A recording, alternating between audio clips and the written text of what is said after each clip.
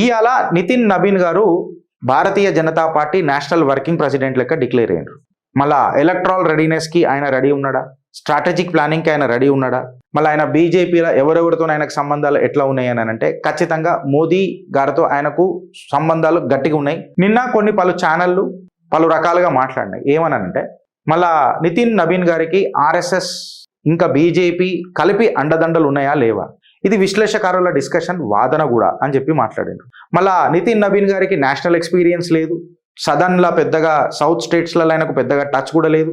ఇట్లాంటి స్పెక్యులేషన్స్ వస్తున్నప్పుడు మళ్ళీ ఏ రకంగా నేషనల్ ఎక్స్పీరియన్స్ అనేది అని అంటారు కదా, అది బిల్డ్ చేయాలా అని అంటది భారతీయ జనతా పార్టీ. లైనేజ్ ఏమని మాట్లాడుతుంది అంటే నేషనల్ ఎక్స్పీరియన్స్ ఉంటుంది కదా, అది నువ్వు నేర్చుకోవాలా, తయారు చేసుకోవాలా, అంతేగాని నీ బ్లడ్లా రాదు అది. అమిత్ షా గారికి కూడా జీరో ఎక్స్పీరియన్స్ ఉండే సదన్ బేస్ మీద, మోదీ గారికి కూడా సదన్ రాష్ట్రాల మీద పెద్ద పట్టేం లేకుండే. కరెక్ట్గా చెప్పాలనంటే ఈ ఎక్స్పీరియన్స్ అనేది తయారు చేసుకోవాలా, ఇన్హెరిట్ అయితే రాదు అని చెప్పి చెప్తున్నారు. ఒకటి మీరు గుర్తుపెట్టుకోవాల్సింది ఏంటంటే ఫ్రెండ్స్, భారతీయ జనతా పార్టీలో లాబీలు నడవాయి, సర్ప్రైజ్లే ఉంటాయి. మీరు కొన్ని ముఖ్యమంత్రులను తీసుకున్న సర్ప్రైజులు తప్ప మీకు వేరే ఏముండయి. అండ్ ఒక సెకండ్ జనరేషన్ కూడా స్టార్ట్ అయిపోయింది, జనరేషన్ రివైవల్ అవుతుంది అని చెప్పి కూడా చాలామంది మాట్లాడుతున్నారు.